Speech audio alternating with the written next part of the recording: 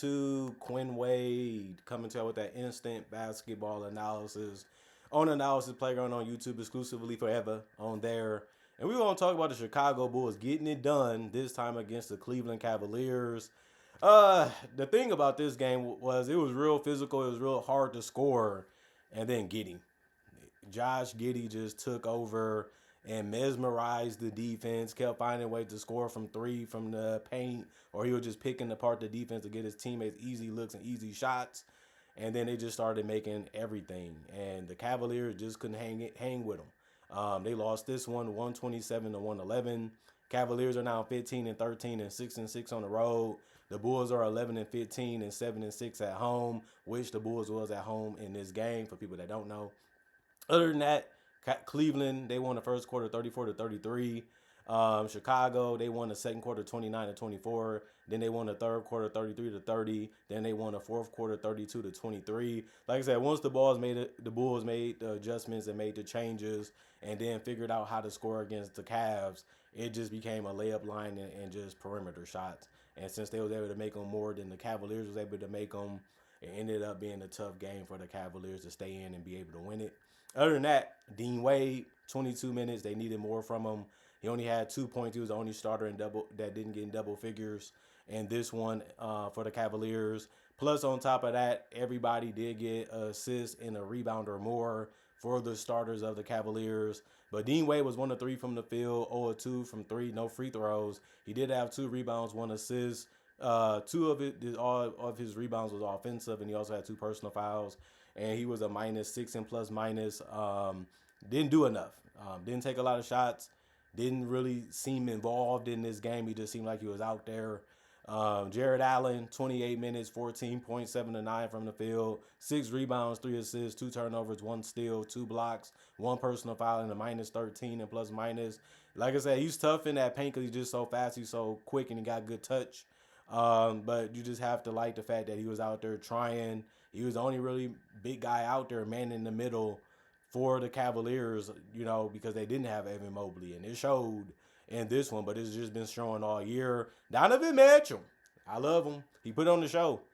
He did all he could, man. 33 minutes, 32 points. He's going to get 30. He's averaging 30 this season, but they need him to. And that's been the problem between this year and last year. Last year, he didn't really need to do it all the time. If he ain't getting 30, this team don't really have a shot to win. This was one of them games that he did have 30 plus, and they still didn't really have a shot to win after a while. And that just shows you the difference between this year and last year. 11 to 23 from the field, 4 of 9 from 3, 6 of 6 from the free throw line, 1 rebound, 5 assists, 3 turnovers, 2 personal fouls, and -15 and plus minus. The dunks was there, the pull-ups was there, the floaters was there, the free throw making was there. It's not much he didn't really do in this one. Darius Garland, 30 minutes, 15 points, 6 of 16 from the field, 3 of 7 from 3, 5 rebounds, 6 assists, 2 turnovers, 1 offensive rebound, 2 personal fouls. He was a -18 and plus minus. He needed more scoring out there. He was able to provide some of that, especially early in the game. He just kind of just disappeared a little bit in this one. And even when he was out on the court, he wasn't really making enough shots like they needed to have him do. Jalen Tyson, 32 minutes, 21 points, 8 of 10 from the field, 2 of 4 from 3, 3 of 4 from the free throw line, 2 rebounds, 3 assists, 3 turnovers, 1 steal, 1 block, 3 personal fouls, and a -15 and plus minus. He gave you a lot that you didn't expect. He played above average for what he usually does. You still happy with that, but they're going to need that more as they continue to go on without Evan Mobley for these next couple games, and hopefully he can have another performance like this.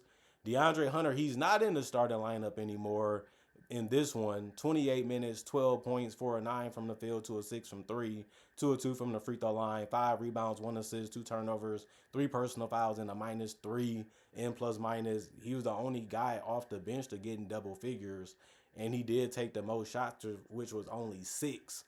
It just showed you how the game was going for them and what they was actually trying to do out there offensively and defensively. Tomlin, he only played 8 minutes in this one.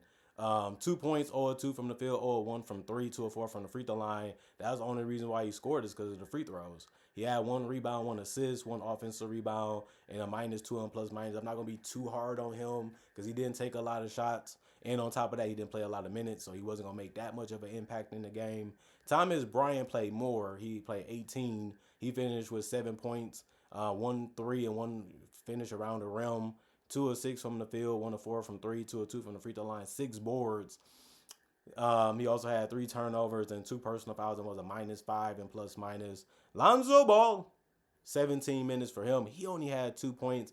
He hasn't really been working and fitting with this team as many would have thought that he would have, especially with all the injuries that he had. You would have thought that he would have tried to come out and have a really, really good season to show that he still have a lot left in the tank. He hasn't been terrible, but he hasn't been that great either. 1 of 5 from the field, 0 of 4 from 3, 7 rebounds. That was the most on the bench. He also had 1 assist, 3 turnovers, and a steal. 2 offensive rebounds and a -8 and plus minus. Craig Porter Jr., 18 minutes, 4 points, 2 of 2 from the field, 2 rebounds, 4 assists, 1 turnover, 3 steals. 2 of his rebounds was offensive, which was all of them, and 1 personal foul and a +2 and plus minus. He gave you spurts. He gave you a little bit here, a little bit there, a little bit here, a little bit there, and it worked out for him. But Tyrese Proctor played 7 minutes. He didn't score at all. He missed every single shot, which was threes. And he also did get 3 rebounds, 1 assist, and a turnover, and a +3 and plus minus. Didn't give you enough either. The bench didn't really have the greatest game, but they also didn't play a ton of time. And the starters, they play hard, but it just wasn't enough compared to the Bulls. And that's crazy because they have a better record than the Bulls, and you would think that they would have had the advantage to be able to beat the Bulls in this one, but it just wasn't enough as a team to be able to beat them. 42 of 87, they shot 48% from the field, 12 of 39, 31% from 3, 15 of 18, 83% from the free throw line, 40 rebounds, 26 assists, 20 turnovers, 6 steals, 3 blocks, 8 offensive rebounds as a team, 32 defensive, and 16 personal fouls. And the Chicago Bulls, they got red hot in those last 2 quarters, and that was enough to get them to win. Isaac Okoro, 31 minutes, 12 points, 6 of 7 from the field. Did a good job of finding open and easy looks and was able to convert them. 2 rebounds, 1 assist, 1 steal, 2 offensive rebounds, 4 personal fouls, and a +1 and plus minus for him. Matas Buzelis, 22 minutes, 9 points. He was the only starter to not get in double figures in the starting lineup. Everybody had a rebound or more, and an assist or more in this game for the starters for the Bulls too.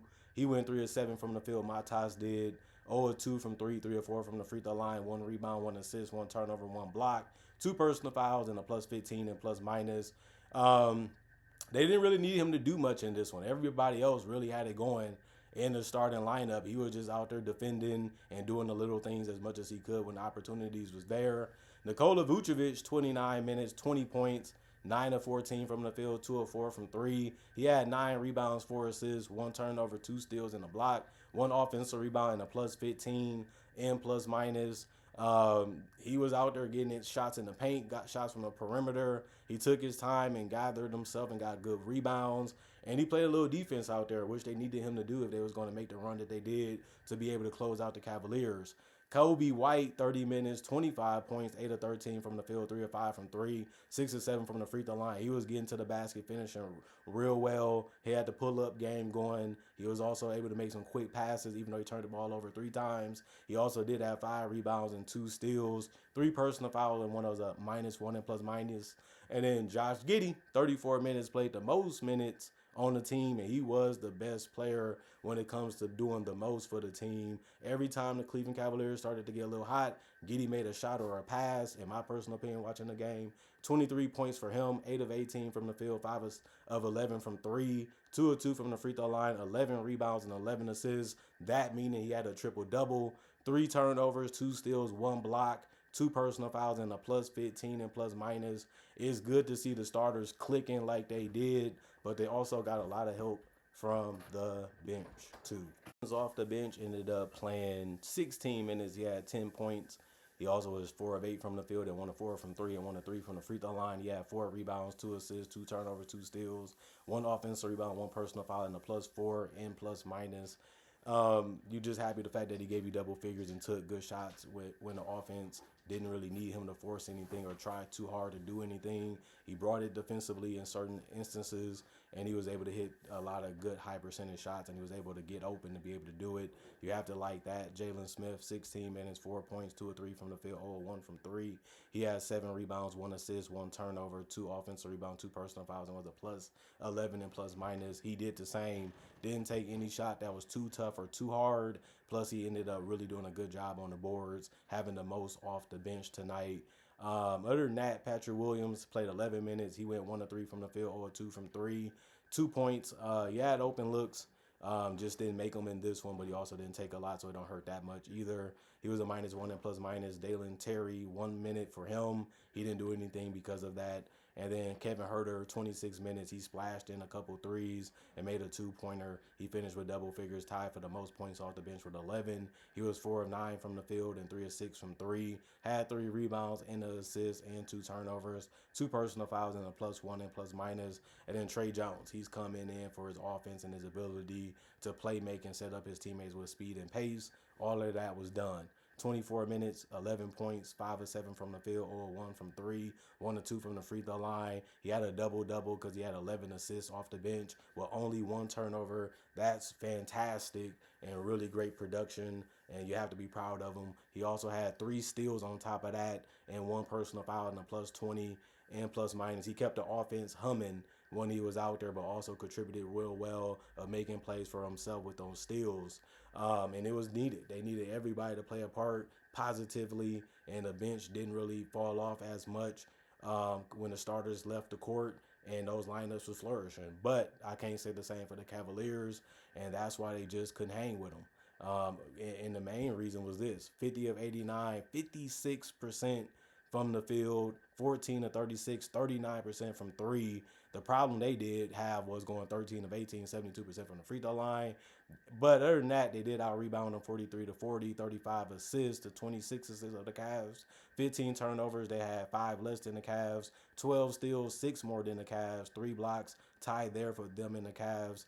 And then they also did have 17 personal fouls while the Cavs only had 16.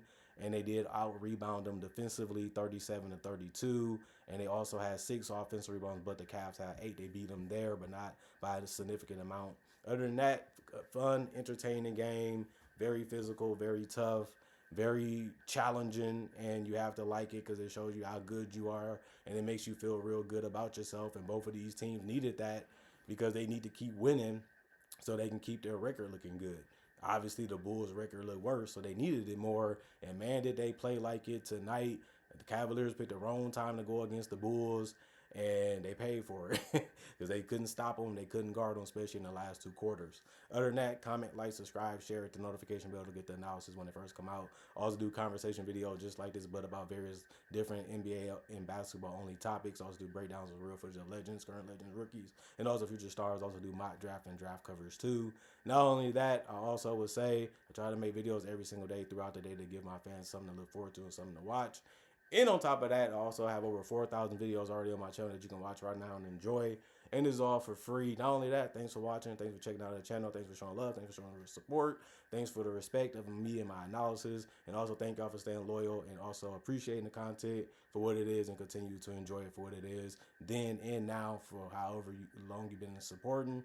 Still love y'all. Appreciate y'all for just doing that. Other than that, y'all stay blessed up. Y'all stay good. Peace. And I'll be back with one more game before the end of the day.